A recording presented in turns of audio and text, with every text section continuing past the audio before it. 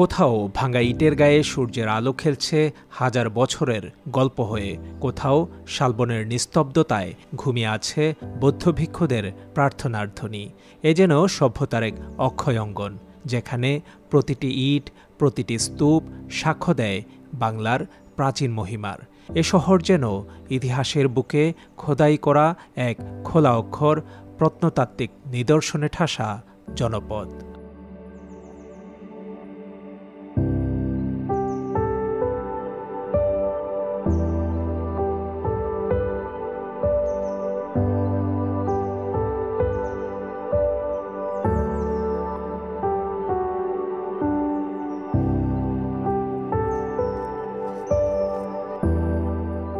ইতিহাস কখনো শুধু বইয়ের পাতায় বন্দী থাকে না, ছড়িয়ে থাকে ভাঙা দেয়ালে, প্রাচীন স্তূপের স্তব্ধতায় আর হাজার বছরের নিস্তব্ধতার ভেতরেও।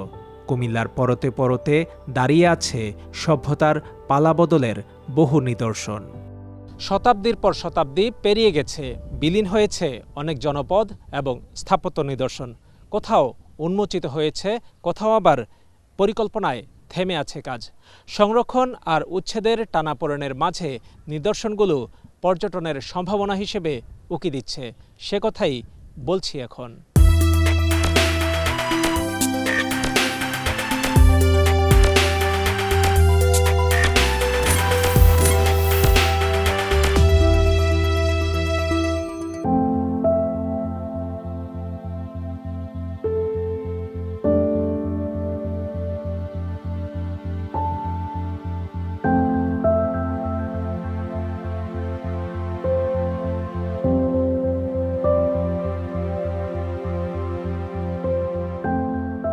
কুমিল্লার লালমাই পাহাড়ের টিলাগুলোয় যে ধ্বংসাবশেষ লুকিয়েছিল 1875 সালের আগে, তার কোনো খবরই জানা যায়নি। ওই বছর কোটবাড়িতে সড়ক নির্মাণের সময় প্রথম একটি ছোট পুরা স্থাপনার ধ্বংসাবশেষ আবিষ্কৃত হয়। তখন একে ইটের তৈরি দুর্গ বলে অনুমান করা হয়। পরে 1917 সালে ঢাকা জাদুঘরের অধ্যক্ষ নলিনীকান্ত ভট্টশালী এটি ত্রয়োদশ শতকের দুর্গ ও বিহার পরিবেষ্টিত নগর হিসেবে শনাক্ত করেন। তবে সে সময় বিশেষ সাড়া জাগেনি। কয়েক বছর পর কোটবাড়িতে ব্রিটিশ সেনাবাহিনীর 14তম পদাতিক ডিভিশনের স্থাপনা নির্মাণকালে আবারও পুরা স্থানের ধ্বংসাবশেষ উন্মোচিত হয়। কিন্তু সেনা ঠিকাদার ও স্থানীয়দের ইট অপহরণের ফলে বহু প্রাচীন স্থাপনা মারাত্মকভাবে ক্ষতিগ্রস্ত হয়। আমরা যদি মানব বসতির কথা চিন্তা করি যে প্রাচীনতা কতটুকু, সেক্ষেত্রে কুমিল্লা হচ্ছে বাংলাদেশের আদি মানব ইতিহাস জানার জন্য খুবই গুরুত্বপূর্ণ। কারণ এই লালমাই ময়নামতির যে 17 কিলোমিটার দীর্ঘ উত্তর দক্ষিণে আর 5-6 কিলোমিটার প্রস্থ পূর্ব পশ্চিমে, এই পাহাড় শ্রেণীটা আমাদের কাছে খুবই গুরুত্বপূর্ণ। কারণ এখানে আমরা পেট্রিফাইড উড পেয়েছি, সেগুলির তৈরি হাতিয়ার পেয়েছি। হাতিয়ারগুলির ধরন থেকে আমরা এটা বুঝি যে এটা নিওলিথিক ফেজ, নব্য প্রস্তর যুগ, 14, 15 বা 10,000 বছর আগের একটা টাইম ফ্রেম। কিন্তু আনফর্চুনেটলি আমরা আর্কিওলজিক্যালি অনেক বেশি প্রুফ করতে পারছি না, কারণ আমাদের এখানে কোনো পাথরের পাহাড় নাই। কিন্তু কুমিল্লায় আমরা পাথর যুগের এই হাতিয়ারের পরে, যদি সত্যিকার অর্থে বলি যে অনেক গবেষণা হয়নি এই পর্যায়টায়, কিন্তু পরবর্তীতে আমরা গুপ্ত সময় থেকে কিন্তু এখানে সেটেলমেন্টের ইয়ে পাই। তো তারপর থেকে ধারাবাহিকভাবে কিন্তু এখানে বসতি আছে।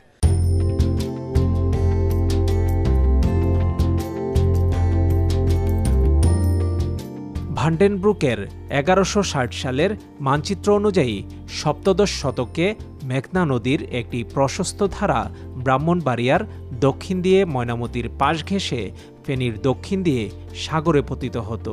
এই অঞ্চলের পাশে একটি বন্দর ছিল বলেও কিছু সূত্রে উল্লেখ আছে।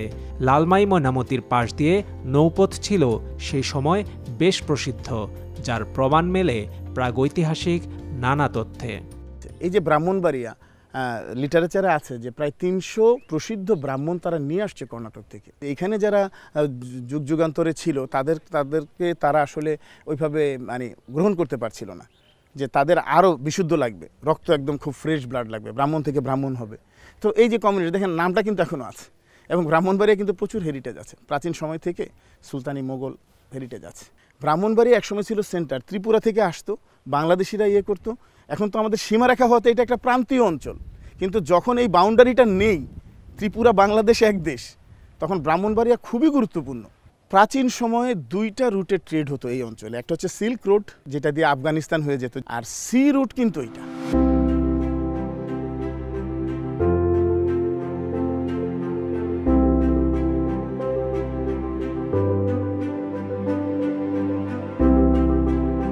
ময়নামতি লালমাইয়ের অধিকাংশ টিলার চূড়ায় ছড়িয়ে আছে নানা পুরা স্থাপনার ধ্বংসাবশেষ।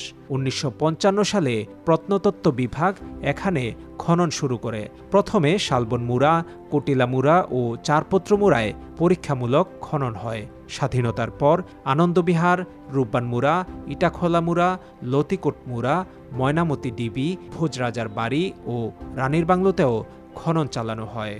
এই বিহারগুলো মূলত বর্তমান আমাদের যে ইউনিভার্সিটি পারপাস, ওই ইউনিভার্সিটি পারপাসে তখন ব্যবহৃত হতো, অর্থাৎ আজকে থেকে 7ম বা 8ম শতকের সময়কালে এই বিহারগুলো ছিল। তার মানে হচ্ছে তখনকার সময়ে যে আপনার শিক্ষা ব্যবস্থা এবং একাধিক বিহারের যে উপস্থিতি, সেটা বোঝাচ্ছে যে আপনার শিক্ষা ক্ষেত্রটা কতটুকু ফ্লারিশড ছিল।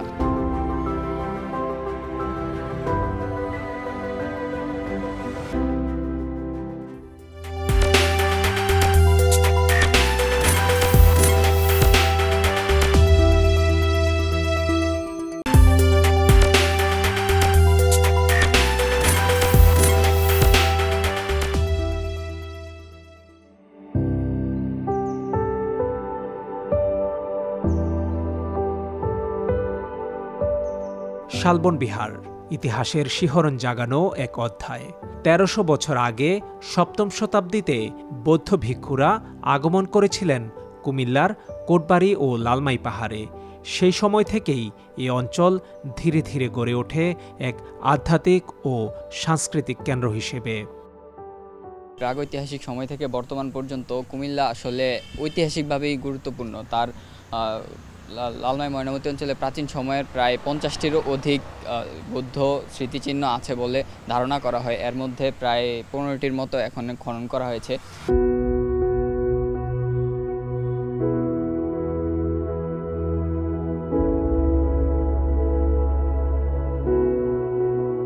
শালবন বিহার লালমাই ময়নামতি পাহাড়ের মধ্যবর্তী ঢালে অবস্থিত।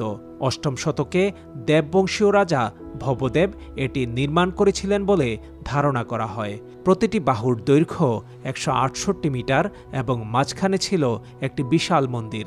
এখানে পাওয়া গেছে প্রাচীন মহাবিহারের ধ্বংসাবশেষ, যার চারপাশে ১১৫টি কক্ষে ভিক্ষুরা থাকতেন। কেন্দ্রীয় মন্দিরের ভেতর বাহিরে আরও কয়েকটি মন্দির ও স্তূপের ধ্বংসাবশেষও আবিষ্কৃত হয়েছে। একসময় শালবন বিহার ছিল সমতট জনপদের ধর্ম ও বিদ্যা অনুশীলনের প্রধান কেন্দ্র। সভ্যতার অস্তিত্ব দেখতে নানা প্রান্তের মানুষের আগমন ঘটে বিহারগুলোতে।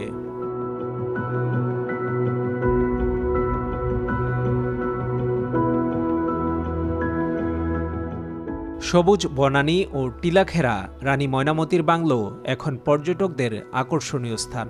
ইতিহাস খুঁজতে এখানে কেউ আসেন প্রকৃতির নীরবতায়। সমতটের রাজধানী দেবপর্বতের কেন্দ্রস্থলে অবস্থিত এই স্থাপনাটি স্থানীয়ভাবে ময়নামতির প্রাসাদ নামে পরিচিত।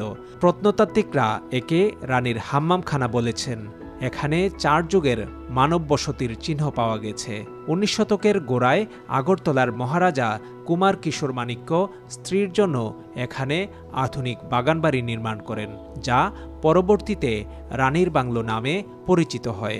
আনুমানিক 7ম শতকের এই প্রত্নস্থলগুলো বাংলাদেশে বিরল বৈশিষ্ট্যের প্রাচীন নগরীর নিদর্শন।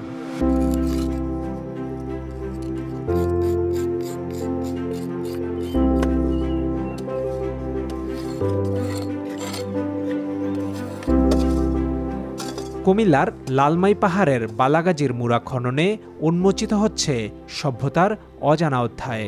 লাল মাটির ভেতর থেকে পাওয়া গেছে 6 ফুট চওড়া ইটের দেয়াল, মৃৎপাত্রের ভগ্নাংশ, বিভিন্ন যুগের কেরামিক ও স্তরযুক্ত মাটির গঠন। গবেষকদের মতে এটি 7ম-8ম শতাব্দীর বৌদ্ধ স্থাপনা, ময়নামতি বা রূপবানমুড়ার অংশ হতে পারে। সমতট অঞ্চলে চিহ্নিত 50টি প্রত্ননিদর্শনের মধ্যে এ পর্যন্ত 12টি উন্মোচিত হয়েছে। আর এই বালাগাজী মুড়াটা সংরক্ষিত হয়েছে আজ থেকে 80 বছর আগে 1945 সালে। এইখানকার নির্মাণশৈলী এবং নির্মাণ যে উপকরণ ব্যবহার করা হয়েছে এটার সাথে আমাদের এই পর্যন্ত যে লালমাই পাহাড়ে যে প্রত্নতাত্ত্বিক নিদর্শনগুলো পাওয়া গিয়েছে, যেমন শালবন বিহার, ইটাখোলা মুড়া, রূপবান মুড়া, ওই সাইটগুলোর কনস্ট্রাকশন প্যাটার্নের সাথে এর কিছুটা সিমিলারিটি বা নির্মাণ উপকরণের সিমিলারিটি পাওয়া যায়। সেই হিসেবে আমরা বলতে পারি তার সমসাময়িক এটা নিদর্শন হতে পারে। যে 1 মাস খনন করে যেটা পেয়েছি, 2টা দেয়ালের ধ্বংসাবশেষ উন্মোচন করেছি, একটা 6 ফিটের আর একটা হচ্ছে 4 ফিটের। তো আমরা যেটা এ পর্যন্ত আমরা যেটা গবেষণা করে বা তুলনামূলক বিচারে বুঝতে পেরেছি সেটা হচ্ছে এটা একটা মন্দিরের একটা অংশ বিশেষ হতে পারে। এখন পর্যন্ত সাধারণত মাটির বস্তুগুলি বেশি পাওয়া যাচ্ছে, সেগুলি ভাঙ্গা অবস্থাও পাচ্ছি এবং কিছু ভালো অবস্থাও আমরা পেয়েছি।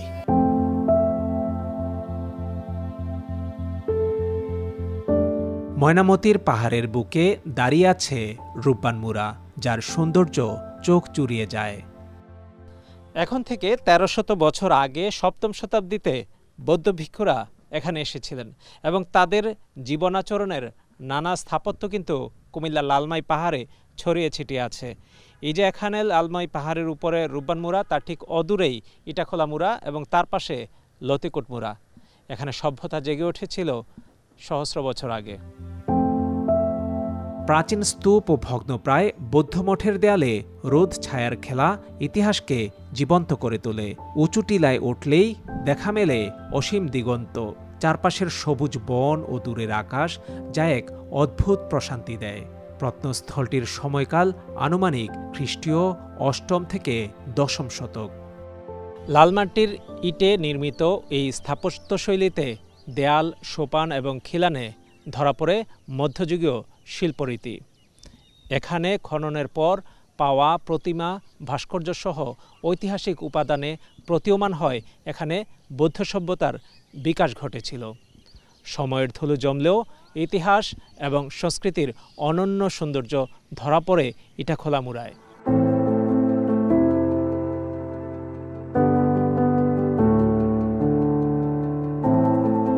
পাহাড়ের 3 স্তরে অবস্থিত ইটাখোলা মুড়া। ইটাখোলা মুড়াতে খননে পাওয়া গেছে বড় বৌদ্ধস্তূপ ও মঠ। ধারণা করা হয় এই স্থানটি 5টি সাংস্কৃতিক যুগ অতিক্রম করেছে। পূর্বের নিদর্শনগুলো চাপা পড়ে আছে পরবর্তী ধ্বংসাবশেষের নিচে।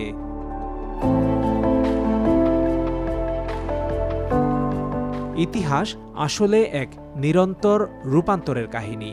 যুগে যুগে শতাব্দীর পর শতাব্দী পেরিয়ে সভ্যতার সঙ্গে বদলেছে স্থাপত্য শিল্পের ধারা।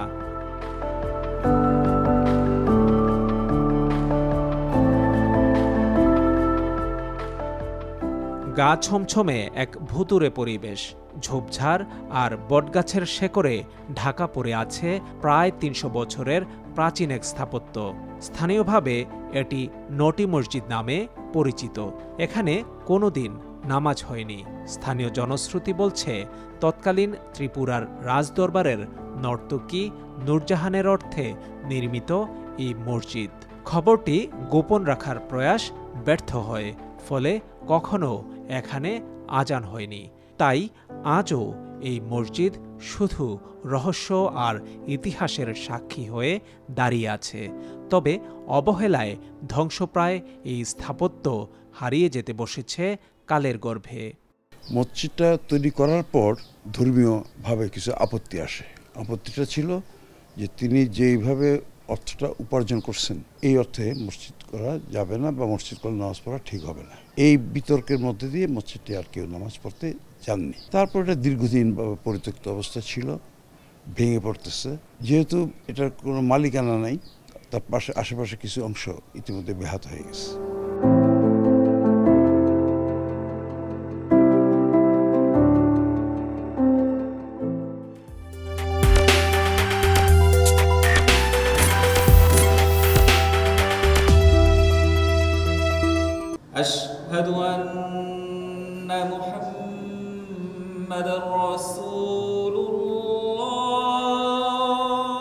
কুমিল্লা শহরের মোগলটুলিতে গোমতীর তীরে দাঁড়িয়ে আছে ৩৫০ বছরের বেশি পুরনো শাহ সুজা মসজিদ।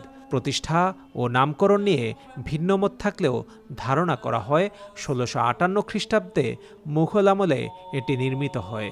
আকারে ছোট হলেও এর স্থাপত্যশৈলী, ইতিহাস ও ঐতিহ্য অনন্য। কেন্দ্রীয় গম্বুজটি অন্য দুটির চেয়ে বড়। সামনে ছিল ৩টি প্রবেশদ্বার ও ভেতরে 3টি মেহরাব।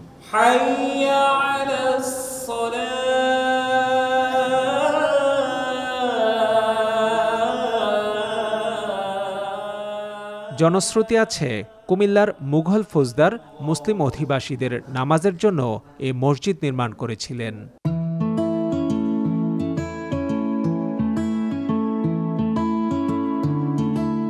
কুমিল্লার সমাজ পরিবর্তন, সভ্যতার বিবর্তনে উঠে আসে বেশ কিছু নারী চরিত্র। রানী ভিক্টোরিয়া, ময়নামতি, কমলাঙ্ক, নওয়াব ফয়জুন্নেসা চৌধুরানী। পর্যটকরা বলছেন, যথাযথ সংরক্ষণের অভাব, বেদখল এবং প্রভাবশালীরা দখল করে নিচ্ছে এ সকল গুরুত্বপূর্ণ স্থাপনাগুলো। এগুলো উদ্ধার করে পর্যটন উপযোগী করে গড়ে তোলার দাবি এখানে আগত দর্শনার্থীদের।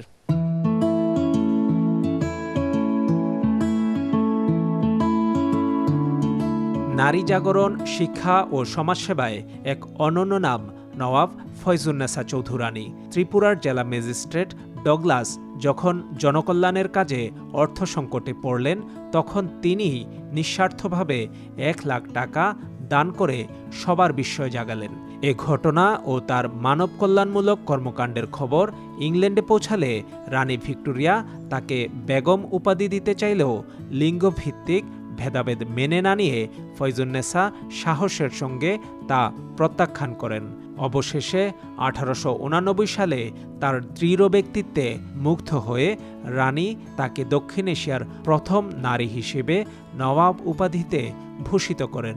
তিনি কুমিল্লায় বালিকা বিদ্যালয়, কলেজ, মাদ্রাসা, হাসপাতাল, এতিমখানা ও অসংখ্য দাতব্য প্রতিষ্ঠান গড়ে তোলেন। তিনি রূপজালাল নামে একটি কাব্যগ্রন্থ রচনা করেন। নবাববাড়ির নির্মাণশৈলী মুগ্ধ করে পর্যটকদের। নবাববাড়িটি সাংস্কৃতিক মন্ত্রণালয় জাদুঘর হিসেবে সংরক্ষণ করেছে।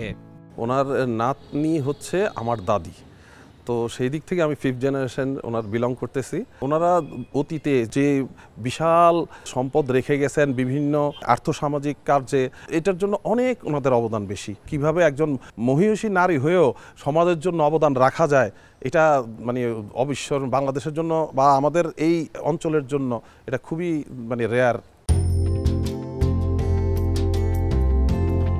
কুমিল্লা যুগ যুগান্তরের সেতুবন্ধন, যার ভৌগোলিক মানচিত্রে সমতট থেকে গুপ্ত, সেন, মুঘল ও ব্রিটিশদের পদচারণার ইতিহাস গাথা রয়েছে। এটা আসলে দাবি রাখে যে আপনি আপনার এই প্রত্নস্থানগুলোকে কিংবা আপনার ঐতিহ্যকে পাঠ্যপুস্তকে অন্তর্ভুক্ত করবেন। কারণ শিক্ষা হচ্ছে একটা মাধ্যম, তখন হচ্ছে মানুষের কৌতূহল জাগবে, এবং যখন আপনি কৌতূহলটা ক্রিয়েট করতে পারবেন তখনই হচ্ছে এই আপনার ইতিহাস এবং ঐতিহ্য সম্পর্কে জানার আপনার আগ্রহ হবে। আপনি যখন আপনার ইতিহাস এবং ঐতিহ্যকে জানবেন, আপনি মূলত নিজেকে জানবেন। এখন একটা জাতি হিসেবে আপনি যদি নিজের স্বতন্ত্রতা কিংবা নিজের যেই সম্পদগুলো আছে সেগুলো না জানেন এবং সেগুলোর সংরক্ষণ কিভাবে করতে হবে সেগুলো সম্পর্কে না ধারণা রাখেন, সেক্ষেত্রে আপনার ইতিহাস বিকৃত হওয়ার সম্ভাবনা থাকবে।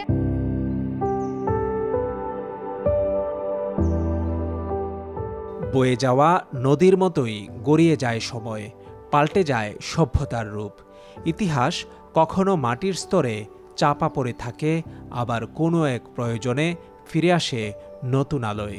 সেই অজানা অধ্যায়গুলো সংরক্ষণ করেই নতুন প্রজন্ম গড়ে তুলবে ভবিষ্যতের ইতিহাস।